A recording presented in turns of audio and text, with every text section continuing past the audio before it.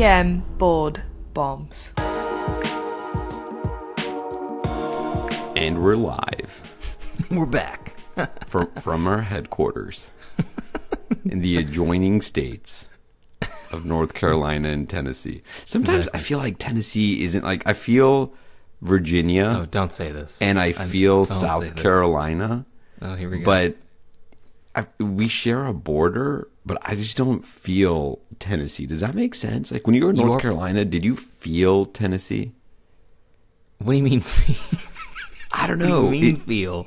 It's like, as a North Carolinian, growing up, like I always felt like, oh yeah, South Carolina borders me, Virginia borders me. Mm-hmm. I never felt like Tennessee border. I think maybe it's the mountains.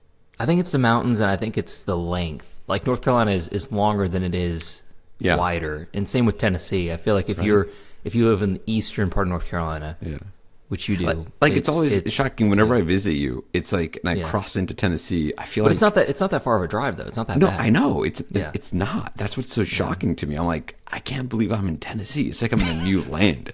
I think it's the mountains. Maybe it's the mountains. Well, I digress. We have mountains that separate us, but the digital world brings us together again. Oh, and we're going to be at SAEM. Touching. I know. Yes. What can I say? Hey, I'm excited to see you. It's just a few weeks away.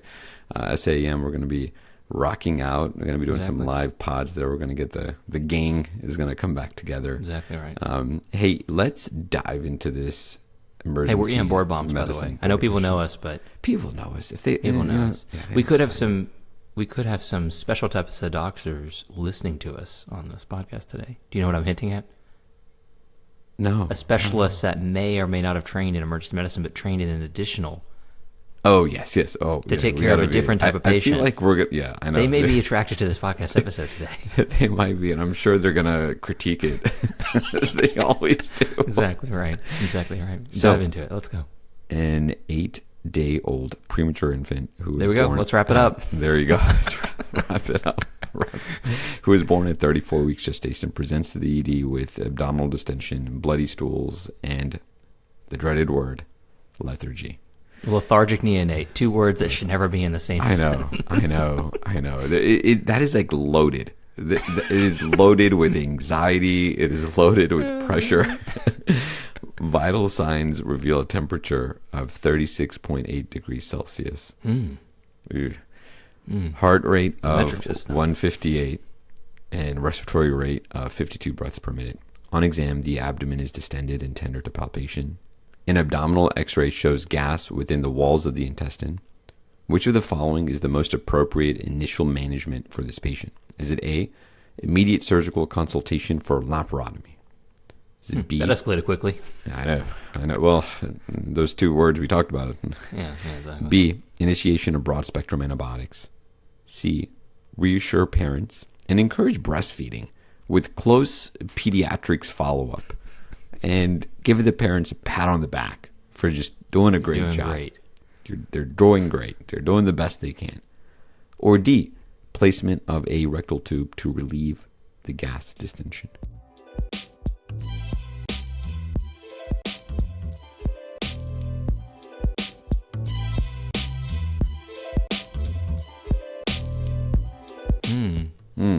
A lot of tough choices here. A lot of tough choices. Hey, what's the correct answer, Briggs? Correct answer here is... As you can see, while we didn't have the crazy stem, we chose to incorporate that into the answer choice. The best part is I'm sure there's someone out there listening to this, some poor intern or med student, and choice D, the rectal tube, they're like, I don't remember ever reading about this, but did I miss something? Sounds right. Sounds like something difficult. I've learned about an enema. Is this that? Anyway, answer choice is choice B, initiating broad spectrum antibiotics. Boom. There you go. Yeah. Hey, we got to give a shout out. 2 shout outs. Yeah, 2 shout outs. So our EM listeners News, know what they are. They can guess. They knew what they are. It's EM News.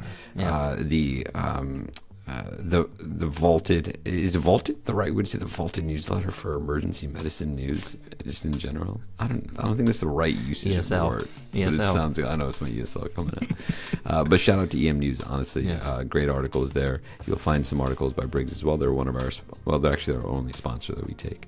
And then a shout out to EM Rapid Bombs, which is our sister podcast that we do.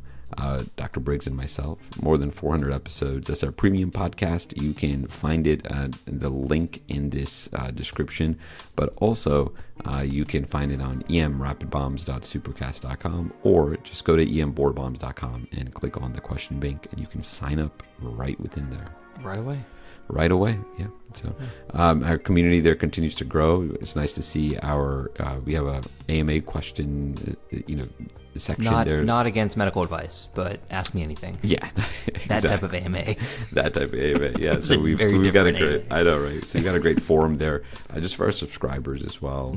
We drop multiple emails with quick pearls. I found that the amount of opens that we get and the reads we get on the emails. I read them still. Dole out. Yeah, exactly. The emails that we give out multiple times a week just to keep people up to date on key pearls are fantastic.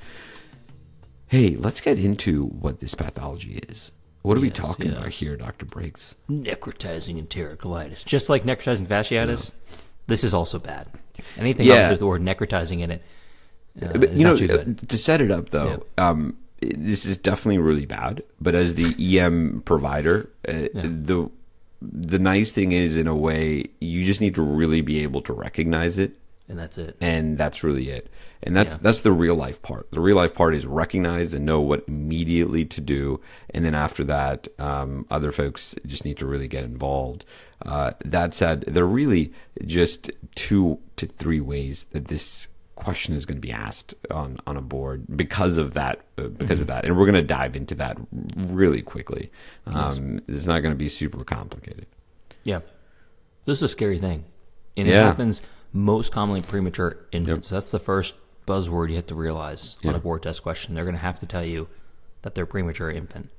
Now, essentially, it's what the question describes. It says inflammation and bacterial invasion of the bowel wall, which leads to bowel necrosis, which leads to horrible, horrible things.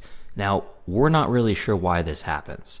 It's thought to be related to immature gut, maybe some intestinal ischemia from that immature gut, and then bacterial invasion, colonizing by bacteria. It doesn't matter. You're not ever going to be tested on that, and no one really knows. But what happens through the presentation is that infants are typically within the first 2 weeks of life. And like I just said, all are going to be born prematurely. Now, I do have to say, don't just kick this out the door and not worry about it if they're a full-term baby. About 10% of all cases can be associated with full-term children. That's a high number. It is a high number. Now, I will say the caveat with that, thankfully. Don't just start doing workups on all your neonates that come in for NEC. The thing to keep in mind is that these full-term children are not healthy full-term children. These full-term children always have something serious going on, meaning they have congenital heart disease, either it was addressed or not. They have gastroschisis or other abdominal wall defects. They already are in sepsis, or they were treated for sepsis in the hospital, and they bounce back maybe after their discharge, whatever. It doesn't matter. Something is going on with these babies that it's not just like, hey, full-term birth, been feeding at home, and it's day 14, and now they have bloody stool. That would be extremely, extremely rare, almost unheard of. And so it's not your average healthy neonate. It's either going to be a premature neonate or a full-term neonate with some medical problem history. But it can be subtle. So Iltfa, why don't you dive into that early in the course? And this is unfortunately just so scary. Parents will notice these subtle things, and then you're jumping in, not noticing subtle things sometimes. So it's really important you have this high index of suspicion. That's why I hate taking care of neonates. It's so awful and scary. It really, there's just so much anxiety, right? Involved with it, because you just don't know what you're going to get when you walk in the room. I think that's why those vital signs we mentioned are key. And so early in the course, right, it can be a bit subtle, the presentation. You can have kind of this mild abdominal distension, whatever maybe that means. and then like feeding intolerance, and then how many times have we taken care of like the feeding intolerance. So again, it can be overlooked, and when the child is vomiting, maybe it was overfeeding. So as neck progresses, the abdomen is going to become a lot more, the abdominal exam is going to become a lot more concerning. Obviously, there's going to be visible discomfort on palpation. You're going to have decreased bowel sounds. And then really a big kicker, the two money makers, the two big ones that you're going to be, it's going to be the occult blood or just gross blood in stool. Yep. That's the big one, right? And then abdominal wall erythema or induration. Not always, but again, it's going to be the gross blood in stool that you're going to be seeing. And these kids can present in just shock, right? Because we talked about that bacteria and where it's not where it's supposed to be, and running rampant. Always, just in general, be nervous about that vomiting neonate, right? Yes. Bilious emesis in a neonate, not good. But just in general, anytime that neonate is vomiting, in the setting of being premature or having that prematurity history, and then maybe a concerning abdominal exam there's a difference between spitting up and vomiting. Yeah, I think, which is so important. I think spitting up huge. milk after feeding is so different than actual vomiting. And that's what we're saying here. There's a difference in just like spitting up some milk. This is like straight up vomit. So the way you'll be asked on a test, right, is that presentation we gave, the prematurity, and then some of those signs, right, having some blood in stool, some of those physical exam findings as well, the distended abdomen. There's one other way that this is like very testable, and it's the radiographic finding that we talked about. You need to be able to recognize this because they might just give you like the history of this patient, and then they're going to like just show you a film, a plain like kind of KUB, and expect you to make the diagnosis based on this, because it is literally one of the things that's like associated with neck. Can you get into that? Yeah, it's going to be this classic finding called pneumatosis intestinalis, which sounds like a Harry Potter spell. We'll add it to our other spells of Wingardia. Wingardia Leviosa, right? That's right. Wingardia epilepticus. That's the other one. There you go. Yeah. The one we did a podcast on early on. But this is one of those Harry Potter sounding spells. This is essentially just the presence of gas within the bowel wall. It is so classic, and if you've seen it before, you know exactly what we're talking about. Yeah. The X-ray is going to show almost like a double wall sign of the bowel because there's gas in between it, and that shows up on the X-ray. Right. And of course, that's a result of just bacteria doing awful things to your bowel wall. Yep. And that's pretty straightforward. You're just going to see a plain film AP view, and you're going to see pneumatosis intestinalis. Hopefully pick up on it. Yeah. Hey, so let's talk about the management here. Obviously, you're not going to be breastfeeding, like one answer choice said. Right. And not just reassuring parents and telling them to pat on the back. You're doing great. You're doing great. Yeah. And it's really straightforward when it comes to treatment here. Obviously, NPO. And it's going to be initiating broad spectrum antibiotics. Mm-hmm. You're covering gram-negative, bacteria, anaerobes. So like ampicillin, gentamicin, Flagyl, things like that. They're not going to ask you specifically on the antibiotic regimen. I think really just understanding that broad spectrum antibiotics are going to be required. Obviously, these kids can present in shock, right? So fluid resuscitation is going to be critical here, making sure you're giving the right amount of fluid, making sure that you're supporting them in their current state. And then surgical consultation is going to be the other one. These folks are almost always just, you're getting surgery involved sooner than later. You're not just waiting to get surgery involved, especially when you've made that diagnosis. Right. Exactly right. Hey, so we pretty much talked about how folks are going to be tested on this, kind of the presentation, how they're going to be tested on it, and then the initial management and that key radiographic finding. Can you make a quick just summary here, just to bring it together? So what I would love for you to do, Briggs, is really that initial presentation, and then talk about the radiographic findings, because again, that's the testable thing. And then lastly, can you talk about just the treatment? Necrotizing enterocolitis. We think premature neonates. Now, they can be full term, but they're going to have something wrong with them. So unhealthy full term neonates or premature neonates. What they're going to do is they're going to come in with the first complaint of just feeding intolerance, possibly some abdominal distension, but the key buzzwords are going to be vomiting, and or blood in the stool, either occult blood or gross blood. Those are the two. You're going to admit them to the hospital. You're going to do an x-ray of their belly. You're going to possibly see pneumatosis intestinalis, gas in the bowel wall. And you're going to admit them with broad-spec antibiotics. Call surgery. One of the choices was talking about immediate laparotomy. That's not true. The majority of these cases may just need antibiotics and bowel rest and conservative management. But doesn't matter. You're going to call surgeon anyway. You're going to admit them to the hospital. That's it. You're going to pat yourself on the back and you say, good job.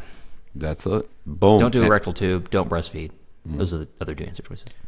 Now, that's not it. I know we finished the pod, but we do have a new section that we've started. It's called the Dr. Reddit section. Now, obviously, we were talking about necrotizing enterocolitis. That's not anything that we can make light of. And we never are going to have a Reddit corner that talks about peds. So instead, today's Reddit corner is on a related subject, which is what, Dr. Briggs? So we have a Reddit section here about bleeding butts, and someone's asking what should they do. The first comment, upvoted the most, 700 times, says, most likely you have a hemorrhoid that's bleeding. No big deal. But, all caps. All caps. There's a small chance that this could be cancer. Oh my gosh. Okay. All right. 4 comments down, it says, do you know what caused it? I'm not sure, but I just got back from a vacation in Argentina. Like some traveler's diarrhea going on, constipation, dietary changes. What are some of the recommendations that Dr. Reddit is giving? So what is that? A grain of salt. A grain? That's it. Like, are you supposed to orally take that, or is that another person correctly recommended fiber and stool softeners, but then said, "Don't force anything." Quote: "I am confident this is an anal fissure. I don't know why I'm confident, but I'm confident. Eat more fiber and slap some preparation H all over that on your butthole." And we have to end with that. Yeah, that's it. All right, Reddit Corner and Reddit MD comes to a close. As usual, providing some levity to a serious board question that we just delivered. Yes. Dr. Briggs, been a pleasure. Do it again. Always a pleasure, my friend. Always remember preparation H. Talk to you later.